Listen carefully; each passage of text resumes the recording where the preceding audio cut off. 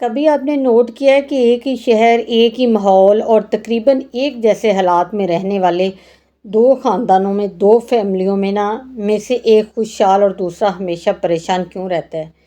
کچھ گھروں میں سکون، عزت اور محبت کیوں ہوتی ہے، اور جبکہ کچھ گھروں میں ہر وقت لڑائیاں، غلط فہمیاں اور بے برکتی کیوں ہوتی ہے؟ آج ہم انہی وجوہات کی بات کریں گے جو آہستہ آہستہ خاندانوں کو کمزور کر دیتی ہیں، اور ساتھ ہی وہ فارمولہ بھی جانیں گے جو کامیاب خاندانوں میں اکثر پایا جاتا ہے۔ السلام علیکم، کیسے ہیں آپ سب؟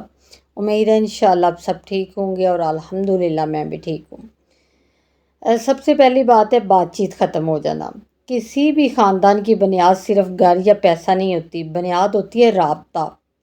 جب گھر کے افراد ایک دوسرے سے دل کی بات کرنا چھوڑ دیتے ہیں، صرف ضرورت کی بات رہ جاتی ہے، تو فاصلے شروع ہو جاتے ہیں۔ اکثر مسئلہ یہ نہیں ہوتا کہ محبت ختم ہوگی، مسئلہ یہ ہوتا کہ اظہار ختم ہو گیا ہے۔ سوچیں آخری بار آپ نے گھر والوں سے سکون سے بیٹھ کر کب بات کی تھی؟ اچھا، ایک اور بات، ہر وقت تنقید اور شکایت نہ کیا کریں۔ ایسے گھر جہاں صرف غلطیاں نکالی جاتی ہیں، وہاں اعتماد جو ہے کمزور ہونے لگتا ہے۔ تم کبھی صحیح نہیں کرتے، تمہیں کسی کی فکر نہیں، ایسے جملے آہستہ آہستہ رشتوں میں دیواریں کھڑی کر دیتے ہیں۔ کامیاب خاندان وہ ہوتے ہیں جہاں غلطی پر اصلاح ہو لیکن عزت آپ کی برقرار رہے۔ نمبر 3، وقت نہ دینا۔ آج کل سب مصروف ہیں، لیکن ایک حقیقت یاد رکھیں، جو خاندان، جو فیملی وقت اکٹھا نہیں گزارتے وقت انہیں الگ الگ کر دیتا ہے، ایک دوسرے تو دور کر دیتا ہے۔ کبھی ساتھ کھانا، کبھی ساتھ بیٹھنا، کبھی بغیر موبائل کے بات کرنا، یہ چھوٹی چھوٹی چیزیں خاندان کو، فیملی کو مضبوط کرتی ہیں۔ غصہ انسان کی فطری کیفیت ہے، لیکن جب ہر فیصلہ غصے میں ہونے لگے تو نقصان شروع ہو جاتا ہے۔ کچھ لوگ بعد میں معافی مانگ لیتے ہیں، لیکن کچھ الفاظ دل میں ہمیشہ کے لیے رہ جاتے ہیں۔ کامیاب گھرانوں میں اختلاف ہوتا ہے، مگر بے عزتی نہیں ہوتی۔ نمبر 5، دوسروں سے موازنہ کرنا چھوڑ دیں۔ ان کے بچے ایسے ہیں، ان کا گھر ہم سے بہتر ہے۔ موازنہ، کمپیریزن شکر کو ختم کر دیتا ہے۔ ہر خاندان کا سفر الگ ہوتا ہے۔ اپنے گھر کو دوسروں کی کامیابی سے ناپنے کے بجائے اپنی بہتری پر کام کریں۔ نمبر 6، بچوں کے سامنے لڑنا جھگڑنا۔ بچے صرف سنتے نہیں ہیں، محسوس بھی کرتے ہیں۔ گھر کا ماحول بچوں کی شخصیت بناتا ہے۔ اگر گھر میں ہر وقت شور، ڈانٹ اور تنازع ہو تو بچے خاموش، ڈرے ہوئے یا غصے والے ہو سکتے ہیں۔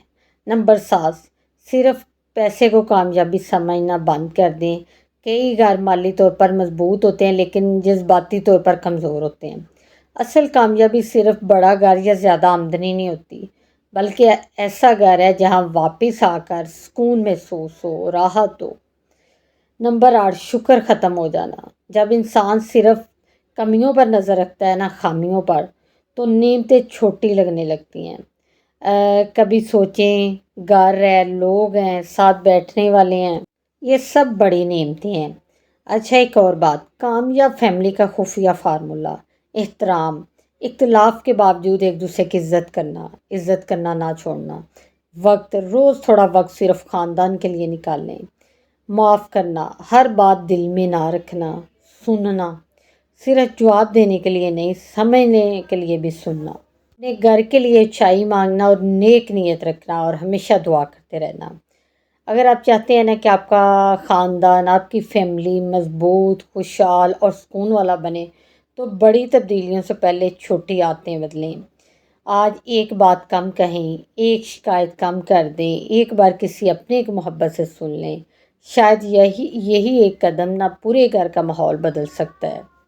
یہ تھی جی آج کی ویڈیو آپ کو کیسی لگی؟ کامنٹس میں اپنی رائے ضرور دیا کریں۔ ویڈیو کو جلدی سے لائک، شیئر اور چینل کو سبسکرائب کر دیں۔ آپ سے بات ہوگی نیکسٹ ویڈیو میں۔ اپنا بہت سارا خیال رکھیے گا۔ اللہ حافظ۔